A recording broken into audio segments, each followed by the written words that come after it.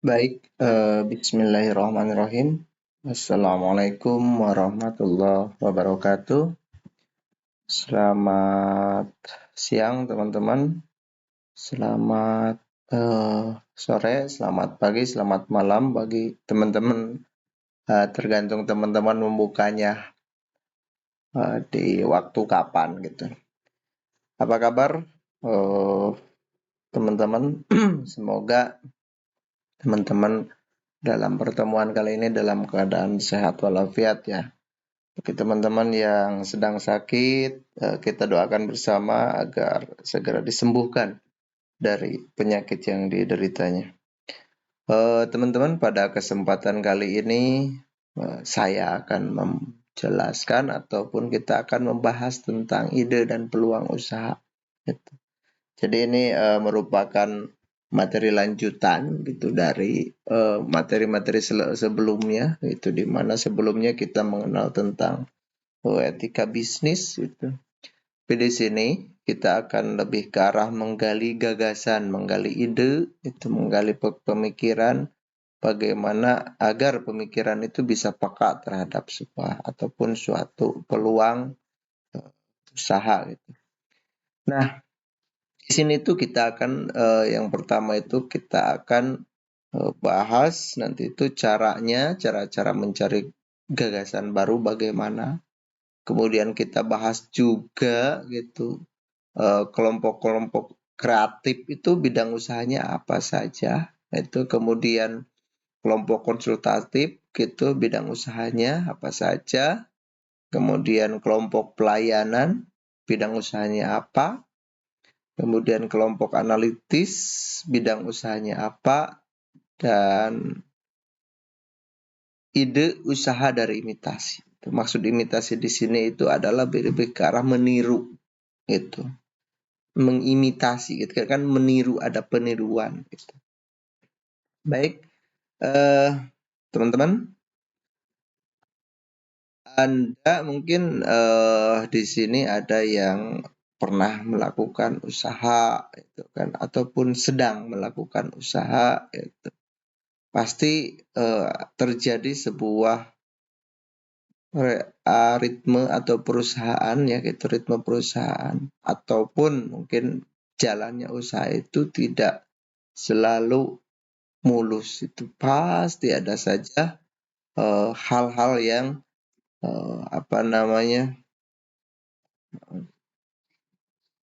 hal-hal yang memang mempengaruhi ataupun hal yang membuat Anda mungkin jadi bingung dalam menghadapi usaha tersebut karena ini kok kenapa usahanya tidak lari atau tidak apa gitu, seperti itu. Nah, dalam hal melakukan bisnis yang tepat pada saat yang tepat itu maksudnya gimana? Artinya kita itu mau mengadakan bisnis itu harus memang benar-benar dalam kondisi yang tepat. Gitu. Contoh gini, Anda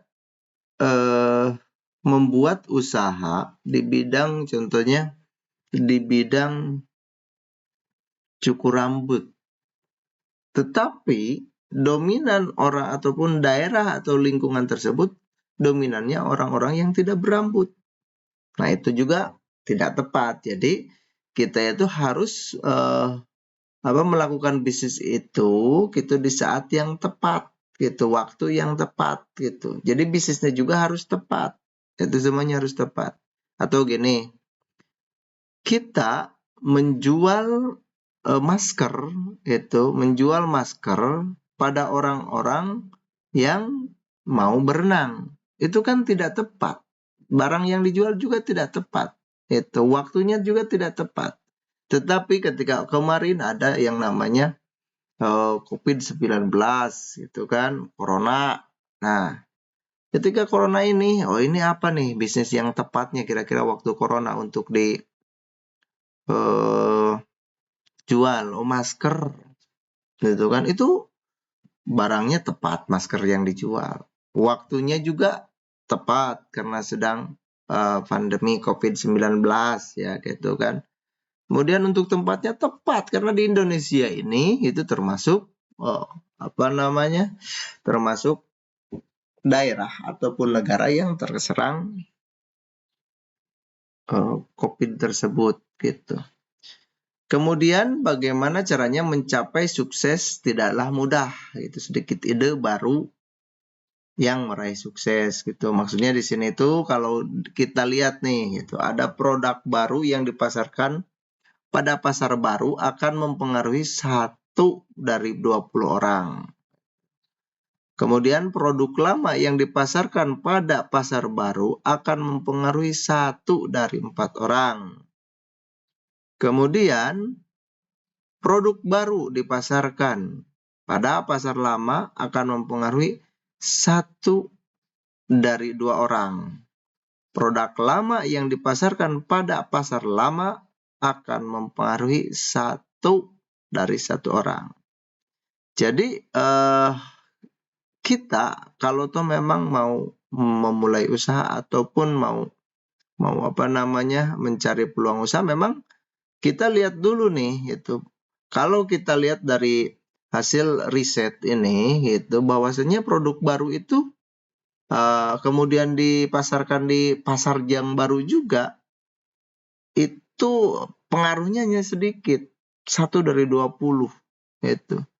Kemudian produknya lama, itu pasarnya baru, 1 berbanding 4 itu. Ini agak mendingan mungkin karena orang udah mulai mengenal tuh. Kemudian produknya baru, pasarnya lama gitu, di pasar lama ini kan produk baru itu. Ini akan mengurangi 1 dari 2 orang. Tetapi yang paling bagus itu adalah produk lama itu kemudian dipasarkan di pasar yang lama juga, artinya di pasar yang sudah mengenal terhadap produk tersebut itu. Ini akan mempengaruhi 100% gitu. Nah, kemudian si entrepreneur itu memang tidak hanya ataupun tidak cukup mengandalkan gagasan kreatif gitu dalam membuat produk, tetapi harus juga dilihat strateginya gitu. Strategi yang jitu itu yang seperti apa, kemudian cara eksekusi dalam waktu yang tepat juga itu harus diperhitungkan. Jadi bukan hanya kita pemikiran, wah ini saya bisa membuat produk A contohnya, tapi harus dilihat pula gitu. Kondisi pasarnya seperti apa, membutuhkan atau tidak. Hal-hal tersebut itu harus benar-benar Anda pikirkan gitu. Benar-benar si pengusaha itu lebih ke arah mungkin si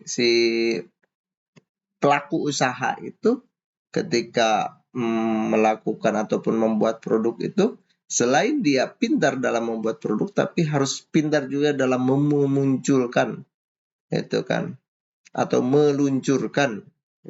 Jadi lihat pasar, kapan nih butuhnya. Itu. Oke, cara pemilih peluang ini menurut Ahmad Badari Burhan itu. Jadi dalam memilih peluang itu ada beberapa faktor penentu keberhasilan usaha. Yang pertama itu cocok nggak dengan diri kita, itu. Kemudian akses, yang ketiga itu adalah potensial ya.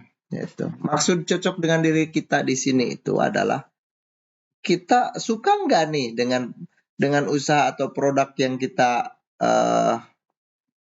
yang kita geluti gitu. Contoh gini ya, kalau seandainya Anda cocok nih dengan ataupun Anda ini hobinya main musik contoh. Anda hobi main ataupun Anda hobinya main gitar. Kira-kira yang cocok untuk memilih usaha yang sesuai dengan minat bakat Anda itu. Itu apa? Coba. Nah, betul. Bisa saja itu gitar. Bikin gitar dari apa? Itu. Ataupun Anda sukanya terhadap seni. Anda suka melukis, contoh. Kira-kira bidang usahanya apa? Betul. Itu bisa masuknya terhadap apa? Terhadap menjual lukisan-lukisan di pameran, jual lukisan ke tempat-tempat lain. itu bisa dilakukan dengan hal tersebut ya gitu. Kemudian akses gitu. Di sini itu lebih ke arah jaringan kita sejauh mana. Gitu. Karena apa? Karena jaringan ini ataupun akses sangatlah penting. Gitu. Anda mau menjual kacang goreng di Indomart atau di Alfamart yang memang notabene itu perusahaan kan sudah besar, atau di Asia lah itu, atau di mana. Anda tidak punya jaringan, Anda tidak punya relasi. Saya yakin ketika tidak ada relasi itu Anda akan susah walaupun hanya menjual kacang goreng. Tapi kalau seandainya Anda punya jaringan, bisa masuk nih ke swalayan ini, bisa masuk nih ke lingkungan ini, bisa masuk nih ke pasar ini. Itu akses itu mempengaruhi ataupun salah satu faktor penentu keberhasilan usaha Anda. Itu. Jadi hal tersebut pun harus Anda pikirkan. Jangan mentang-mentang, wah saya sukanya hobinya karena memang hanya melukis saja gitu, hanya menggambar saja. Tapi saya tidak punya akses untuk memamerkan. Itu juga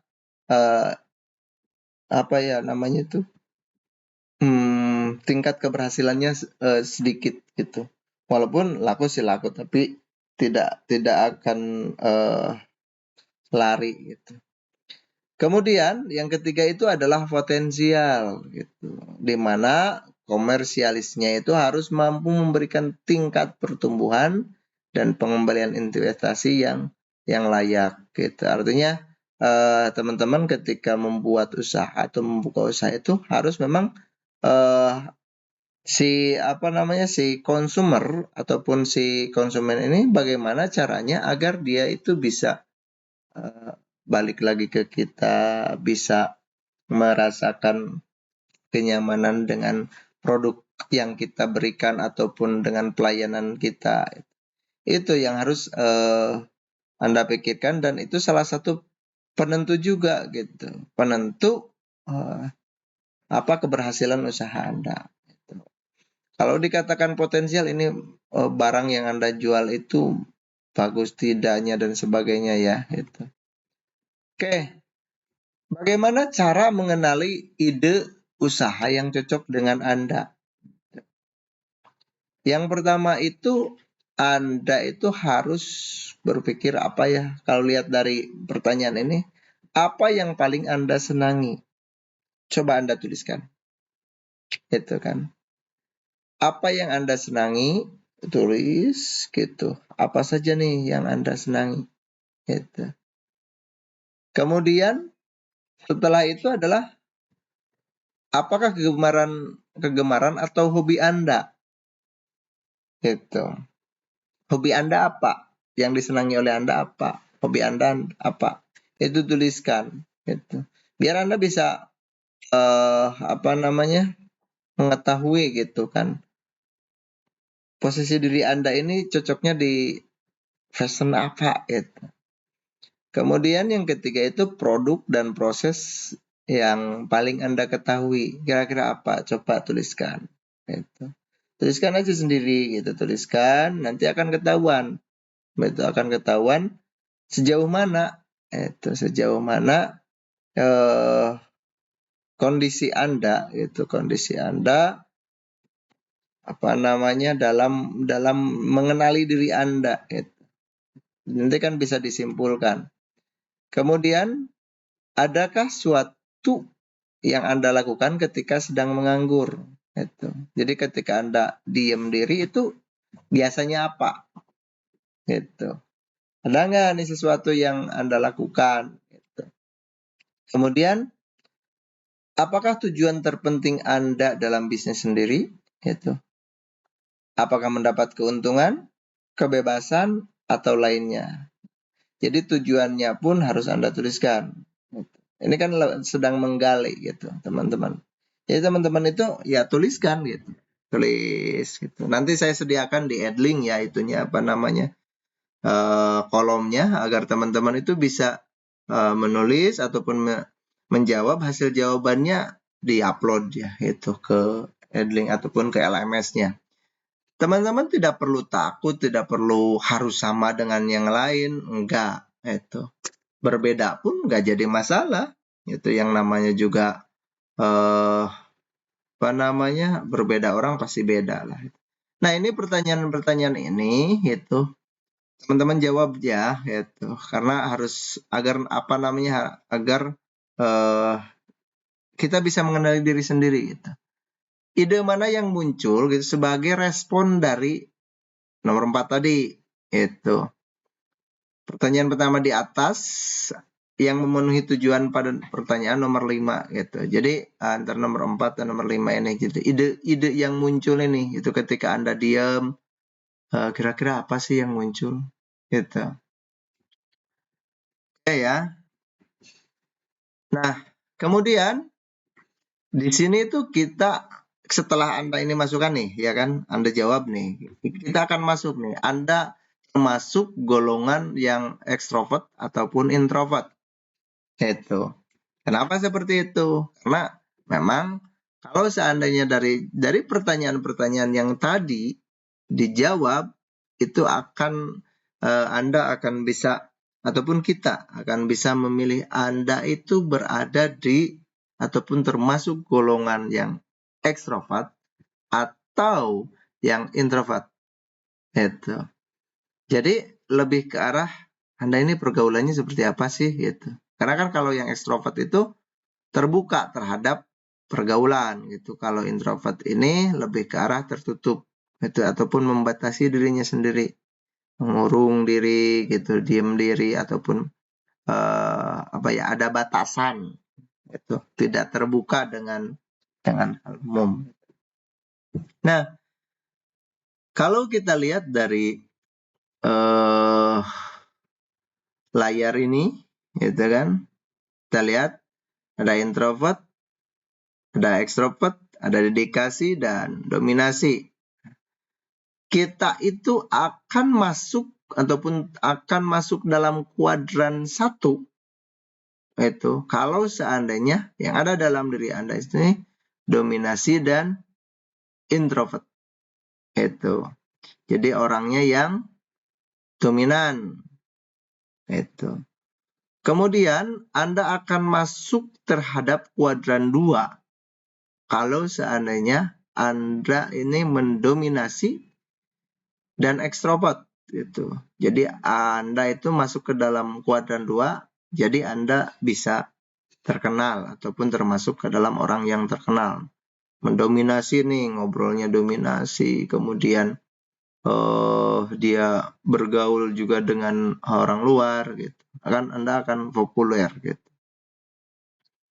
Kemudian Anda akan masuk terhadap kuadran yang ketiga itu di mana kalau seandainya Anda itu ekstrovert itu tetapi penuh dengan dedikasi gitu. Jadi masuknya ini terhadap kuadran yang ketiga yang tenang, santai gitu kan. Kemudian yang selanjutnya kuadran yang keempat ini itu dedikasinya tinggi tetapi introvert itu kan. Ini lebih ke arah konvensional itu. Lebih ke arah kan gimana ya orangnya mungkin lebih ke pemalu itu. Nah, kalau kuadran 1 itu manusia dominan atau tipe D ya gitu.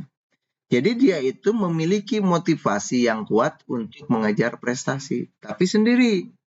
Itu di kamar sendiri gitu. Kemudian dia ini lebih ke arah belajar sendiri, menghafal sendiri gitu.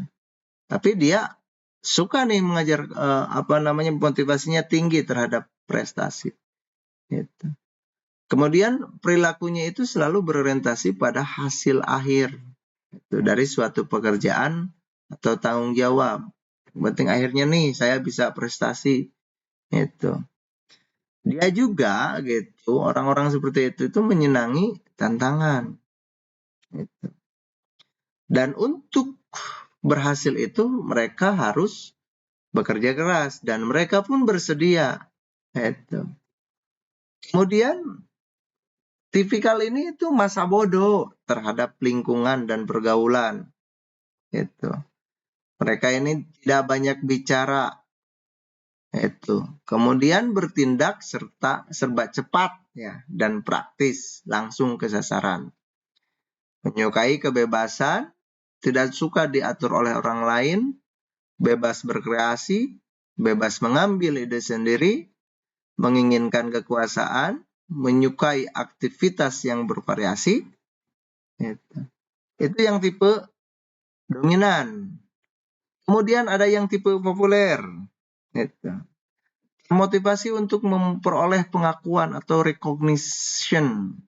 Gitu. Atau prestise ya gitu. Hanya sebatas ingin diakui saja oleh orang lain gitu, atau dari banyak orang. Ingin terlihat populer dirinya. Gitu. Kemudian dirinya itu merasa sebagai orang penting di lingkungannya. Gitu. Tetapi itu bahayanya orang ini, yaitu tipe ini kurang waspada. Itu. Karena apa? Karena terlalu menginginkan kepopularitasan. Gitu. Kemudian bagaimana cara mencari pengaruh, itu mencari dukungan, gitu kan. Wah, kayak sekarang ya, lagi pilpres, caleg ataupun nyari dukungan sana sini. Itu ya, teman-teman. Kemudian menghendaki kebebasan. Itu. Bebas juga sama. Kemudian memang kalau orang seperti ini tipe populer sukanya bergaul. Gitu. Gaul. Kemudian pintar bergaul juga. Gitu. Dan orang seperti ini itu tidak segan gitu dalam menolong orang lain. Dan memotivasi siapapun untuk mencapai kemajuan. Orang ini terbuka, jadi selalu mendorong orang lain. Berbicara baik antara pribadi maupun di depan publik. Jadi dia udah lebih ke arah senang bicara juga di depan publik. Gitu. Kemudian tipe populer ini senang melontarkan ide-ide. Itu kuadran 2. Gitu. Kemudian kuadran 3. Ini manusianya itu termasuk tipe tenang. Santai, tenang. Gitu. Nah, kalau orang seperti ini itu terdorong oleh motivasi persahabatan, motivasi saling menghargai, senang dan pandai bergaul, tidak mempunyai ambisi besar dalam mencapai prestasi apapun, senang dan pandai bergaul gitu, kemudian semua dilaksanakan biasa-biasa saja. Pembawaan tenang, kalem, ramah, tamah. Jadi santai aja orangnya, orang si santai gitu. Artinya dia ini lebih ke arah nyari sahabat gitu. Ya, bergaul sih bergaul gitu kan, tapi tidak terlalu ingin dikenal oleh orang. Kemudian dinilai tidak sombong dan tidak angkuh. Mudah diajak berdiskusi, berkonsultasi, kurang menyukai tanggung jawab dan tantangan yang berprestasi gitu karena santai gitu. Jadi kurang kurang termotivasi gitu terhadap sebuah tantangan itu. Jadi lebih ke arah cekap we kieu we abi mah cekap gitu. Jadi orangnya terlalu tawadu juga, mungkin itu santai gitu. Kemudian condong untuk berspesialisasi. Itu. Senang bergabung dengan orang banyak, berpartisipasi dengan ataupun sebagai anggota. Jadi tidak mau kalau dimasukkan sebagai ketua atau pimpinan. Itu. Kemudian lebih suka dengan sistem yang sudah mapan. Itu. Kurang menyenangi tantangan, kurang berani mengambil resiko yang besar. Karena orangnya santai gitu kan. Nah, satu lagi teman-teman. Manusia konvensional. Gitu. Ini tipenya itu biasanya bekerja dengan acuan ketelitian. kurang peduli dengan lingkungan sosial, maksa bodoh lah, kumah-kumah kayak gitu. Kemudian condong membatasi diri dalam hubungan dengan orang lain. Kemudian perfeksionis ya, sempurna akhir nih. Gitu. Kemudian kurang memperhatikan batas waktu. Jadi nggak punya targetan, biarin aja gitu. Selanjutnya adalah berharap adanya tuntutan yang jelas langkah demi langkah. Kemudian mendambakan lingkungan yang aman-aman saja. Gitu. Pengennya jangan ada kegaduhan gitu. Bisa bekerja dalam kelompok dengan asumsi shared likes gitu. Jadi share rise lebih ke arah membagi resiko. Gitu. Dia itu berpikirnya kalau kelompok kan resiko bisa ditanggung bersama gitu kan, share rise gitu kayak gitu. Kemudian orangnya asik bekerja. Gitu. Nah, bagaimana menyesuaikan panggilan jiwa Anda gitu, terhadap jenis usaha? Gitu. Karena kan tadi ada introvert, ada ekstrovert. Gitu. Kemudian kita lihat dominasi, ada dedikasi. Gitu. Tapi coba kita bandingkan nih, kuadran 1 ini, kalau kita lihat dari bagan ini, kuadran 1 itu dominan kreatif. Gitu. Kreatif. Kemudian kuadran 2 ini, gitu. Jadi karena populer gitu, dia enaknya itu jadi distribusi atau distributor atau konsultan. Itu. Yang seperti itu, buka usahanya nih. Kemudian yang ketiga, kuadran yang ketiga itu lebih ke arah tenang gitu. Nah, ini masuknya terhadap paling jadi orang yang tukang servis A, servis B, servis C. Karena tenang, santai gitu. Kemudian kuadran yang keempat itu konvensional ya gitu. Lebih ke arah yang analis-analis nih. Itu analis siapa, seperti itu ya. Nah, kita lihat tipe dominan ini itu kelompok usaha kreatif. Itu. Jadi bidangnya itu masuk terhadap bidang produksi, makanan, minuman, kerajinan, penerbitan, mainan anak-anak dan lain sebagainya. Jadi lebih ke arah memproduksi. Tipe dominan ini. Satu ya. Kemudian tipe populer ataupun populis ini gitu masuknya ke dalam konsultatif.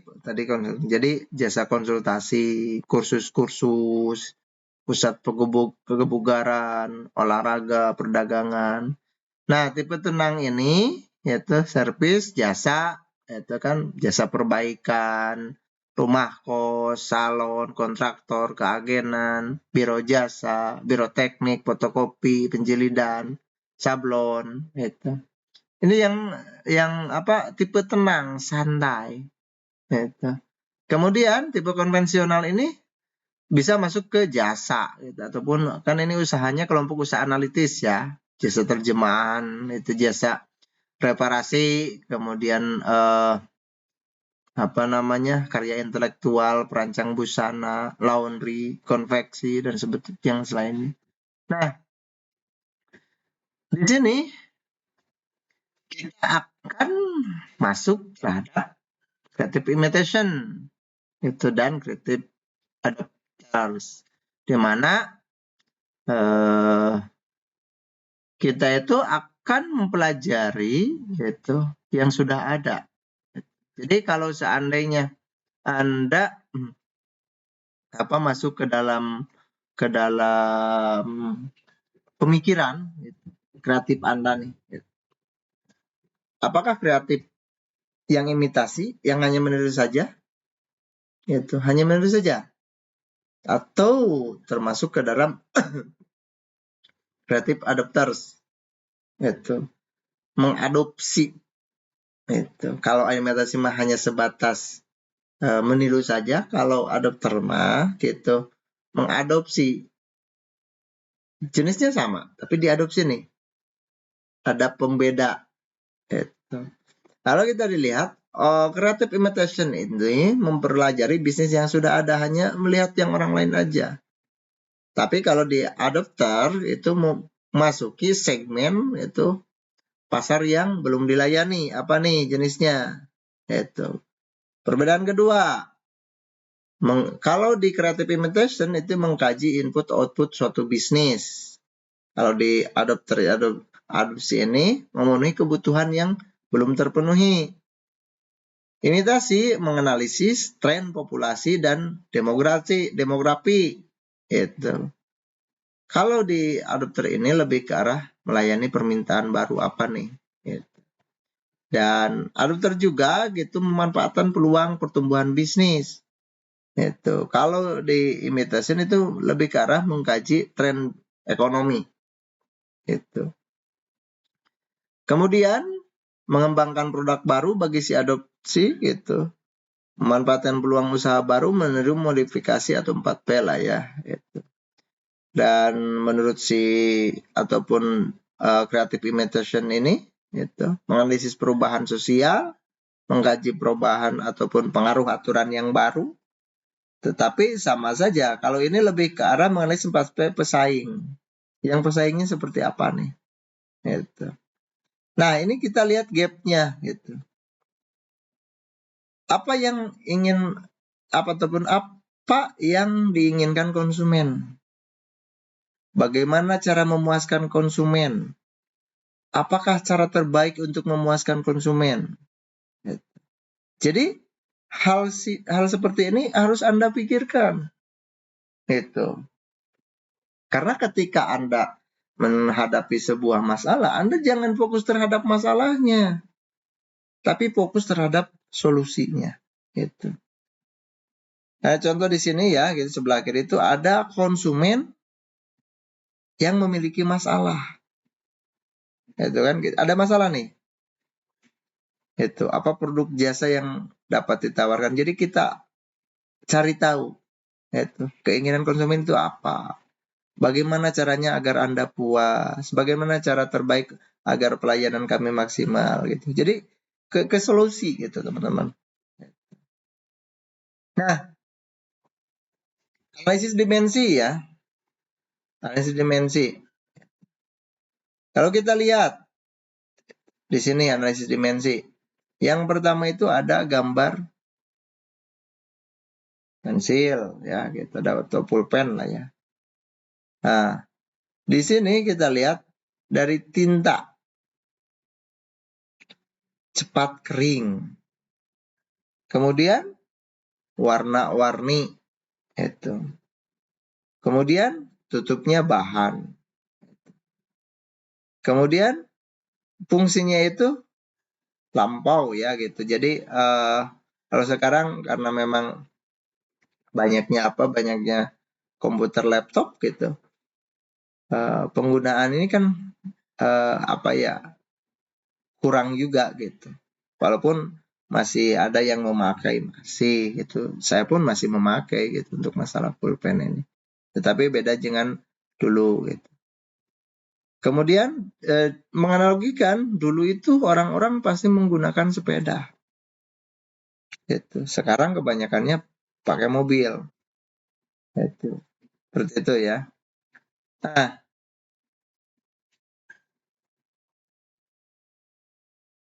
kemudian teman-teman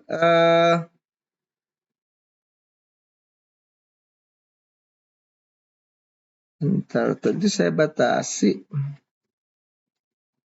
Bentar.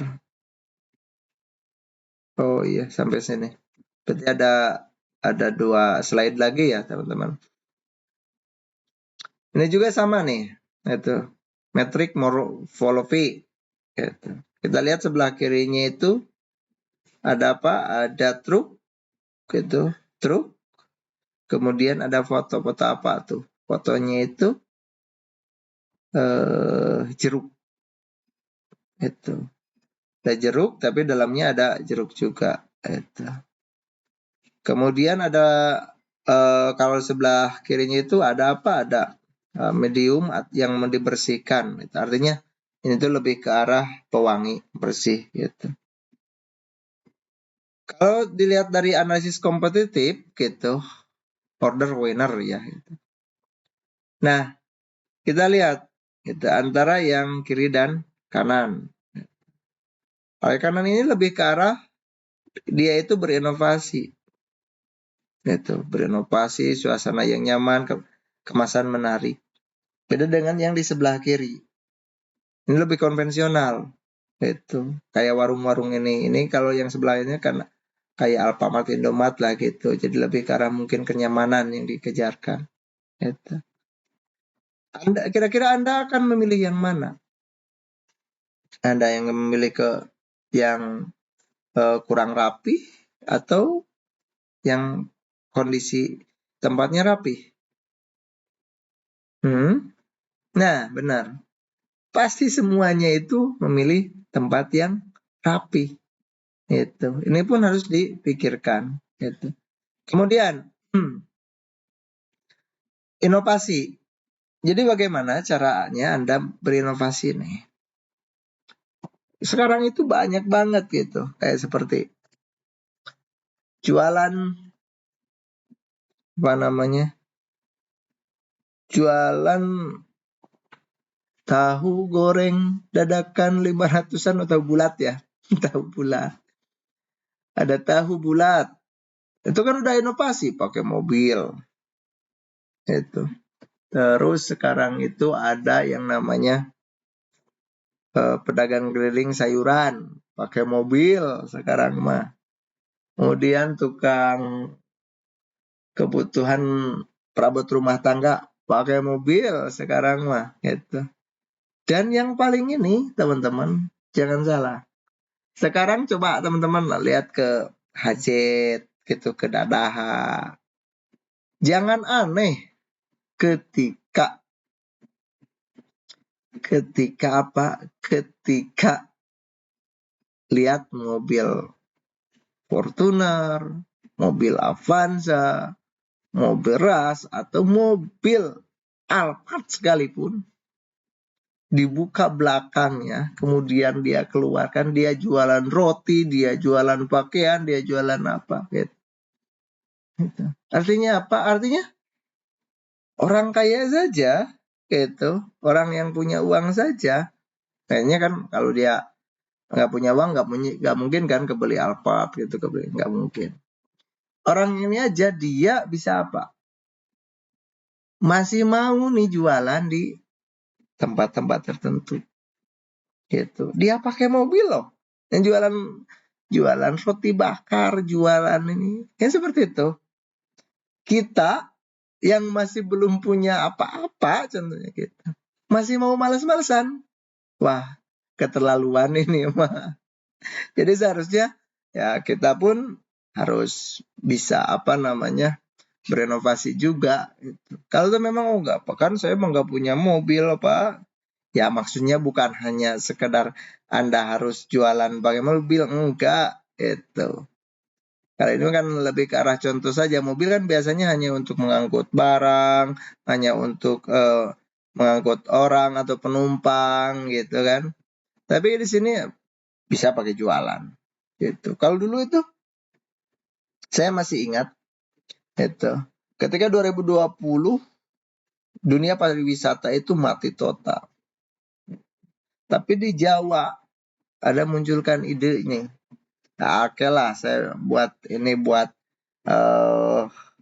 tempat ngopi di mobil. Itu kan ada bis kafe.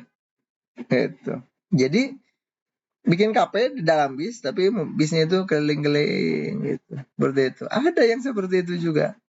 Itu. Nah, artinya apa? Artinya ketika Anda dalam usaha agak kurang ini Anda harus benar-benar cepat berinovasi. Oke. Terakhir teman-teman, tadi yang kuesioner sebelumnya juga Anda tuliskan ya, Anda jawab. Ini juga harus Anda jawab. Itu. Tadi kan sudah saya jelaskan nih, kuadran A, kuadran B, atau kuadran 1, 2, 3, 4. Itu. Berada di kuadran manakah kepribadian Anda? Itu. Anda beradanya di kuadran mana? Coba, itu Anda tuliskan. Tulis sendiri dalam kertas. Kemudian, apa jenis usaha yang cocok untuk kepribadian Anda? berikan alasannya. Kira-kira, oh Pak, saya mah cocoknya ini nih. Ditulis ya, ditulis, dijawab dalam kertas. Kemudian nanti di-upload dalam ke Edlink, itu upload ke Edlink, itu dengan jawaban-jawaban pertanyaan sebelumnya juga yang tadi saya sudah sampaikan. Jadi ini berada di kuadran manakah kepribadian Anda? Apa jenis usaha yang cocok untuk kepribadian Anda? Itu berikan alasannya. Itu dijawab ya. Kemudian yang tadi juga sama, itu teman-teman ada beberapa pertanyaan. Itu ada beberapa pertanyaan tadi yang saya berikan. Itu. Agar apa? Agar kita bisa mengenali nih. Mengenali apa? Mengenali diri kita, itu. Mengenali diri kita. Kenapa seperti itu? Agar benar-benar apa ya, dalam dunia dalam dunia usaha itu Anda bisa menentukan itu. Menentukan di posisi mana Anda berada. Oke. Itu teman-teman ya. Silahkan Anda apa namanya? Nah, ini ini ya, dijawab juga nih yang ini. Itu. Apa yang paling Anda senangi, kegemaran Anda, produk dan seterusnya. Itu. Ini juga dijawab sama yang tadi. Itu. Sama yang question tadi. Oke, di sesi pertama ini mungkin itu yang bisa saya sampaikan, teman-teman. Mohon maaf, saya tidak bisa masuk kelas karena ada sesuatu hal yang harus saya kerjakan. Itu. Semoga teman-teman sehat selalu, teman-teman lancar selalu dalam kegiatannya. Itu. Anda juga bisa berani untuk memulai usaha. Itu. Baik, terima kasih. Mungkin itu yang bisa saya sampaikan dalam sesi ini. Kita lanjut minggu depan. Saya tunggu jawabannya di Edlink gitu. Nanti saya setting waktunya juga, jangan lupa itu untuk segera mengupload itu jawaban Anda. Terima kasih. Akhirul kalam. Assalamualaikum warahmatullahi wabarakatuh.